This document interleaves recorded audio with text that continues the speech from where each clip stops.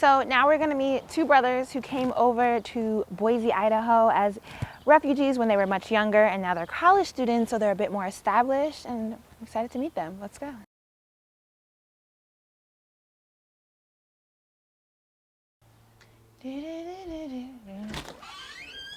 Hi. Everyone's gonna come in behind me. Hi. Hi. I'm Julesy, George. nice to meet you. Hi, Patrick. Nice to meet you. Hello. How are you? What are you watching? Oh, YouTube? Kids YouTube? U of I. Okay, I live in Dallas, Texas. Idaho is very different. Yeah, what's different about it? There's no black people. Like, there's no, so I would love to know where two, I mean, you guys are African, so slightly different, but where are you guys hanging out? Like, where is the hangout spot? What do you do? I'm 22. You're 22, and how old are you? I'm 19. Like 3 black alums on campus or where I go to, right? And they're all like, you should go to, for law school, you should go to an HBCU school. Hold on, Yeah. I'm gonna have you start again, just coming out here, just so I can get set. It's a different light. So if you guys just go inside and then come straight back out. Like reality TV shows. Oh, I like this is great. Wait, are they coming? Well, You know, We'll see. I want to go to Howard. I don't like the guy. That program. they do. They have a school of dentist. My homeboy is a dental degree from Howard. I know your girlfriend white. It's okay though. You got a girlfriend in Idaho. I know. I'm not even gonna ask you. There ain't even no black girls out here. It's kind of like when you're driving and then you see. And then you said she's in Stellenbosch. Does she have family in Cape Town? No. Stellenbosch is very white. It's Like right- the that's black what I people are heard. only workers, and they're all like Zimbabweans. No, And, yeah, she's been crying a lot though. Why? The racism is very rampant over there, and she's been. Oh, she tripping. feels sad. Yeah. She feels sad. Yeah, I was Really? like, I didn't go damn, to. I didn't go to South Africa and cry. I mean, it's just. She's different. white though, you know, they don't know that. I mean, she white guilt. Okay, I Yeah, they guess. don't know But that. like, She ain't. Well, We'll see how that goes. you're in kindergarten. Yeah. I remember my kindergarten teacher's name. It was Miss Cleary. My teacher's name is Mrs. Mackenzie. Do you like Miss Mackenzie? Yeah, Is that Mackenzie? Is that her first name? yeah. Oh, y'all real special. That's No, Mackenzie's her last. Ah, okay. Oh my God, it's hot. It's not as high as your house. What? Yeah, I mean, gotta save the money, you know. How was it integrating into like American society? Like It was that awful. transition? It's probably one of the hardest things I had to do, because obviously, you know, the things I got the most is how the lions, how the tigers, how this, and like how I was playing with the lions. I'm like, I never saw lions and tigers. You know, I was in the house, you know, and so there's just like this kind of stereotypes about Africans when they come here, right? Especially when we're in middle school, so people are just constantly making these assumptions that you were this person and that person. So you know what we did, what my siblings and I did, we owned it. So we're just like, yeah, man, we used to, you know, ride lions, kill lions, you know, mess around with lions. Because you know, it made us popular on campus because everyone is ignorant to the fact that not every African plays with lions. But where else have you gone in the States? States? Well, you know, I've been Seattle, Portland, you know. You haven't really met black folks. Okay, So, hi. I mean- So nice to meet you. Welcome to the community. Ross and Michael Jackson is the Scarecrow. Michael And- Jackson? Yes, and Diana Ross is Dorothy. You've never seen No, I ain't the seen that. Wiz. Like, is that That's the first 80s? time ever here. Yeah, like 70s. Like you have a whole lot of like, you ain't around the right kind of black folk. I gotta send you a list of things to catch you up. So I think that the difference between us and our immigrant friends is that, you know, they can go back to their country whenever they want.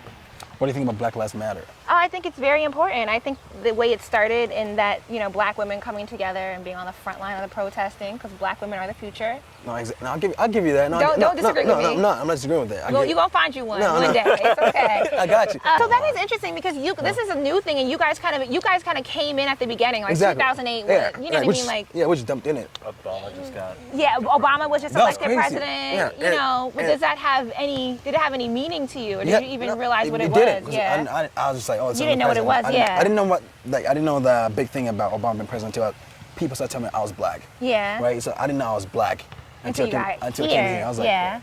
I'm Patrick. He's like, Yeah. no, you're black. So Okay. then you see those little boxes there. But right? you So had white people telling you were black. Yeah, so that's no, different because I no. had black people telling me Yeah. I was black. See, So it's a different, exactly. you know. No, I had white people telling me I was black, right? And then I Yeah. had black people telling me I was African. Okay. So I was like, which one am I then? So then you go in that little box and say, oh, circle the shit you identify with. You know, which one Yeah. is it? African American, white? And I'm like, well, what does this matter? Yeah. You know, so then I started learning about, so I started learning about the history of this country, right? Yeah, I think with, you know, some immigrants come here and they feel like because their community thrives here that they're better than African Americans, I've noticed that. statistically You speaking. know, so that's interesting too. Right. Wow. We know people like that. Yeah, we're not a couple people like that, you know. That's sort of like there's this huge rift between the two groups. But what do you think of that? I hate that. Like I feel like we're in this together, right? Yeah. Like we're in this together. Like, for example, if you're from like, for example, if you come from a place that's perceived to be better, right? Then you come to the States, the white person don't think that you're just a normal person. Too. They're like, you're black, so I'm gonna put you in the same group. For example, like what recently happened with LeBron. Like, yeah, he's a multi-millionaire. LeBron James, you know, today, you know, like vandalism at his place, calling him a nigger and stuff like that. And it's kind of like. So we're on this together. I don't know why we're trying to separate the groups. I do think this separation is because people don't put an effort in on either side. Like African Americans don't necessarily try to understand the. But why though? Well, because I think. Well, why? Because does any human really try? You know what I mean? Do white people like you try, right? But you come from a very unique experience, right? I try, but I'm not the status quo. Exactly. So, but I think because it's an effort, I think most people don't like to read. Oh yeah, God. You know what I mean? Oh. It's not in a movie. There's no movie to watch that like gives you the whole history of Africa, and so people just aren't taking the effort to learn. And then on the same wavelength, other people like you've taken the time to learn, but other people aren't taking the time to learn because there's not like a movie to watch that just lays it all out for you and like makes it. You know, I mean, oh wow! I think it's like if there was something easy to digest, it might be more prevalent. But no, it's just nobody's putting in the effort because we're all lazy. Essentially. No, but I think the other thing is whitewashing too. Like everything, when it came here, everything was just white.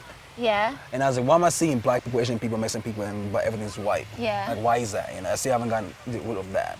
You know, like everything you see, you know, Jesus is white. You know, everything they see is white. Everything's just whitewashed here. Here. You know, and you don't see these other cultures celebrated as much as you see, you know, these things in movies. And you see little things, so the nuanced things. Like when you watch movies, the black guy's a criminal. Like no one notices that. Yeah, but so now we're changing. It's now like YouTube and you know.